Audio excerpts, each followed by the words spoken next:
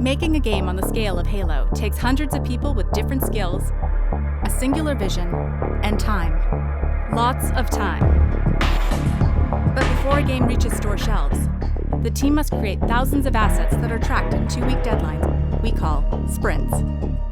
343 Industries invites you to join us on our journey, creating Halo 5 Guardians from the ground up, one painting, sound, and line of code at a time. This is the sprint.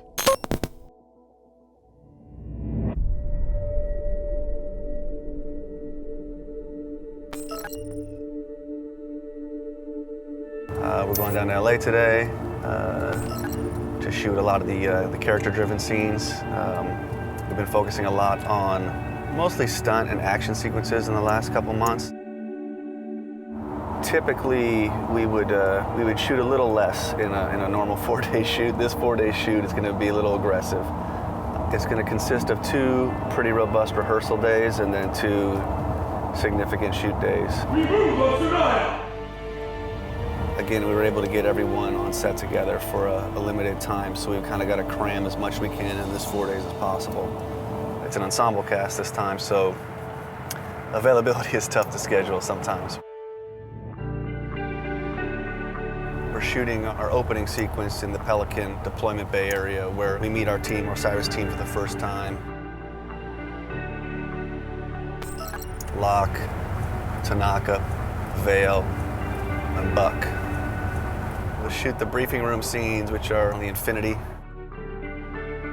Again, that's just a different challenge than Halo 4 altogether, because the majority of those sequences are really about Chief and Cortana.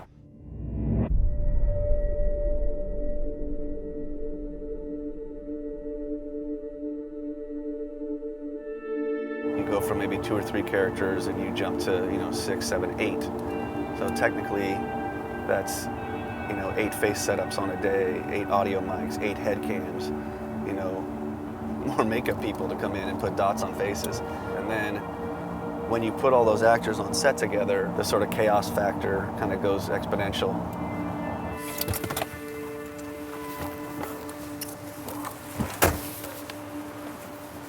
Should be a good trip.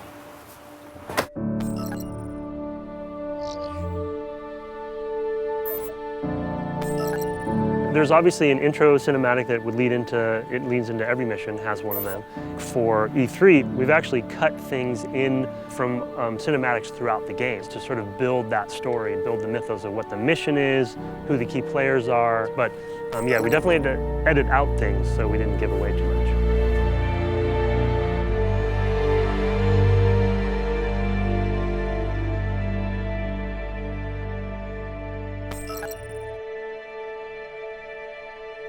There's a test. I might. Is it still work in progress, man? But Yeah. So let's see. I don't know if you. This is a little rough here, but. Oh my God. It's like literally me. Yeah. Oni, out of the shadow. Yet now you hunt another Spartan, the greatest of your clan. Crazy. That's crazy. There's my face, dude. What the f? What's that? It's my face.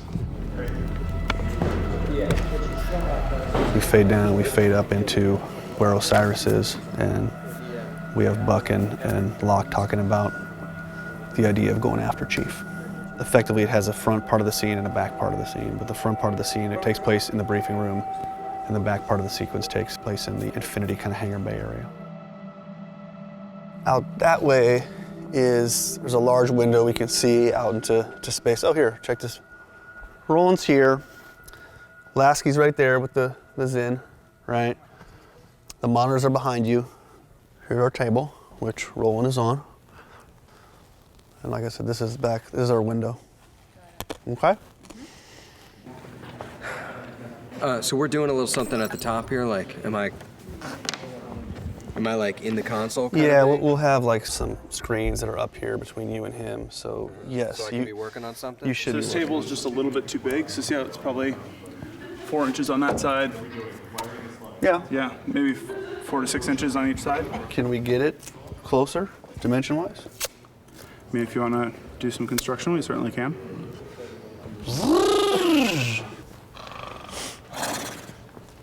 Ready? And action. I tried to warn you this was happening. He's gone in search of her. You let him go? How is it that... Nobody lets the chief do anything. He does what he wants.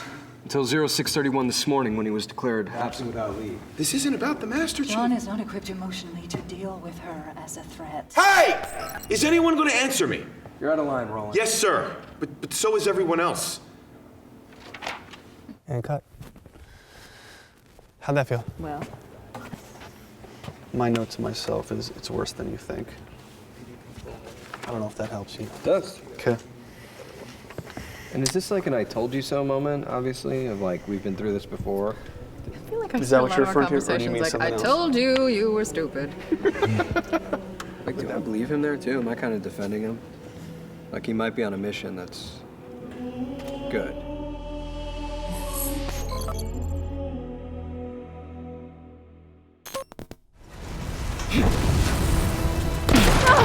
Up! Move, Spartan!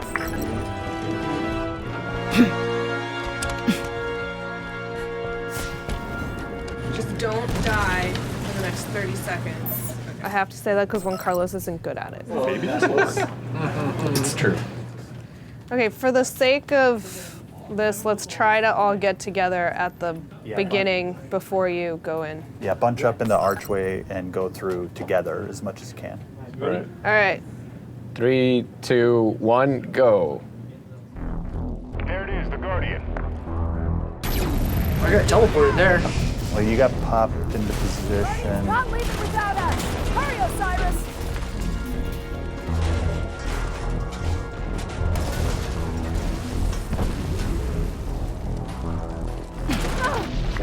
I don't know, that didn't look too bad to me.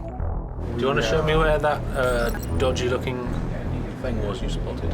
Yeah, so if you stay behind and get close to where the platform falls, but stay behind and you'll see the far end of the platform, you'll see geometrical lighting as it falls down. Haven't come this far to let the Guardian slip away now. I got trapped. Okay, on the right-hand side. Yes. We'll bug it for Greg.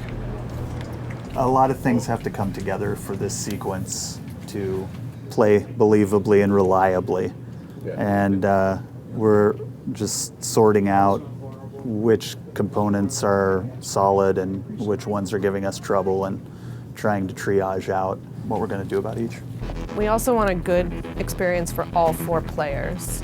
And so testing that in this type of environment allows us to play through it, see everyone's point of view over and over again. Yeah, to me, most of the stuff plays really, really well. There's one section that I think we need to add a little bit more camera shake. Yeah. I shoulder bashed you while you were in the air. Yeah. The lighting is getting really good, though. Whoa! There's performance things to keep in mind too. There is a lot of memory coming from environments, from all of animations, from effects and destruction. So it's a pretty complex area. We're really trying to make sure it doesn't turn into just another scripted video game experience. Like, we want the player to actually play it. So, It's a tall order. Halo 5 is really very co-op centric. The way we build the levels, the way we build the game itself, and the way that we've constructed the characters that you play as in the game. So we actually have 2 different teams in Halo 5. You have Blue Team, which kind of all brothers and sisters brought back together from the Spartan 2 program, and then you have the Spartan 4's Fire Team Osiris, which is Locke's team. You know, we have Vale, who's our rookie, we have Tanaka, who's a little bit more of a veteran, we have Buck, who used to be an ODST. So when you're playing as co-op, you're playing as each of these characters rather than just generic, you know, alternates of Chief. And so throughout the story, you're alternating between both of those teams. There's no visual hierarchy or attenuation in these wires yet, so don't get too concerned with the fact that they're all like 100% full white. Sure. Yep. They're, you know, I'll organize them and push and fade them back so that, you know, maybe like the cradles, obviously the health bar are a little more visible than things like the elevation meters. Those, because that's just kind of fancy. It's just like if you ever put on a motorcycle helmet, you know, you're not really cognizant of like the detail and the padding up on your cheeks, you know. The last one here was Kelly. and she has the EVA visor. Yeah, and all this stuff, I mean, I definitely used her helmet as a template, so actually very conveniently, lines like this in the health bar actually match up perfectly with this little horseshoe in her glass. So I tried to be very ergonomic about finding complements, you know, so I'm not really inventing too many false lines in any of these concepts. I'm really working off of the truth in the model. And that is all I have on Blue Team. I still need to do Fred. Yeah. Well, and Jeff actually has done some really interesting explorations into projecting normals onto the glass. Yeah. And you actually got a lot of identity of who that Spartan is from the reflection on the glass. Yeah. I don't know. Oh, the glass paneling. And then we'd have wires on top of this, but hopefully we can rely less on the wires and kind of rely on this stuff, because I think this captures better the overall shape of the helmet than like our static wires could do. Yeah, I love this stuff. I love doing bold stuff like this. We're always going to be strapped with how much to do of it, you know, and when it impacts gameplay and starts conflicting with the other stuff going on. Because you have this, you have effects flashing, you have lens flares, you know, it's just the layers start getting crazy. I think both with Jeff's demonstration here and with these illustrations, I think we're being deliberately kind of heavy-handed just for proof of, just to kind of sell the idea. But I think in practice, this stuff, you're going to find this stuff like 50% like either toned down or pushed out. Yeah, it feels more interactive. It feels more modern. Yeah. Cool. Thanks. Sweet. Awesome. Awesome. All right. Yeah, thanks, guys. Thanks, guys, for the review. Yeah. Thanks. Yay.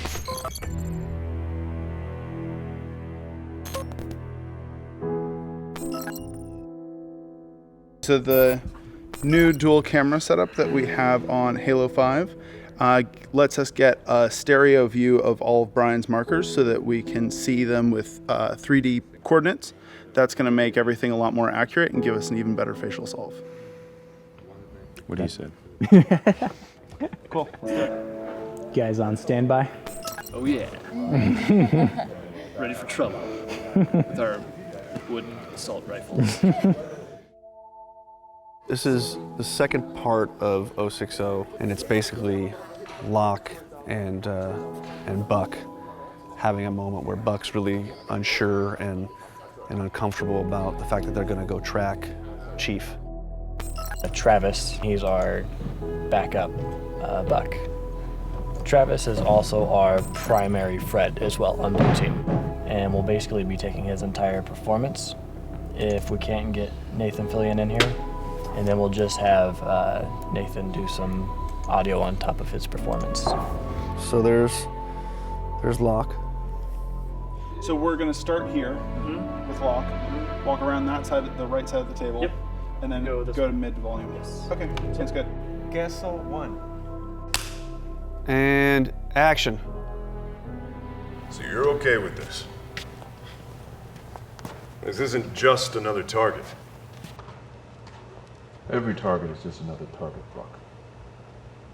For you, maybe. Look! Every other Spartan, hell, every other soldier who knows we're after him, they're gonna hate us. You know that, right? You're not the only one here because of him.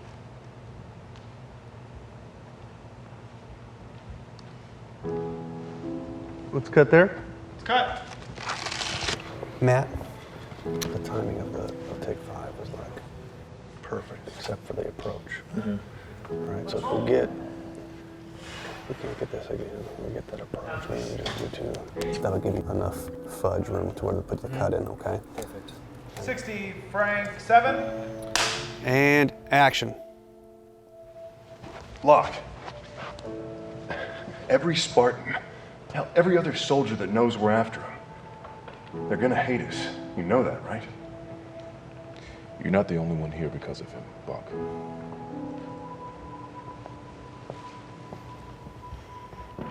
Let's cut there. That was a good shot. Yeah, stand by.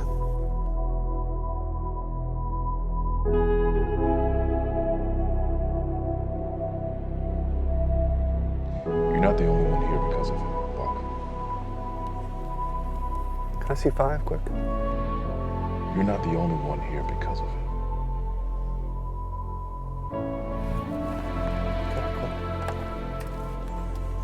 You stay exactly where you are. That's perfect. Do that exact thing again. Okay, we're gonna do one more. Every target's just another target. Buck there. Yeah. That you have buck there, but no buck here at the end. Right. Every other start. All right.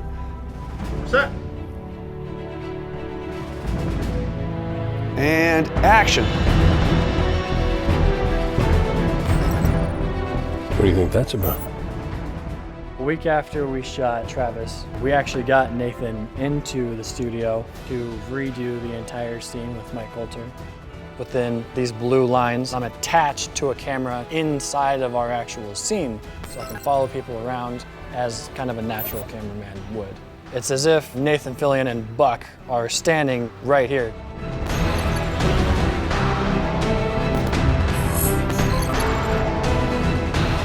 $700 in 17 days. It's crazy. What? Oh. We have a lot of weapons, so we have a lot of different designs.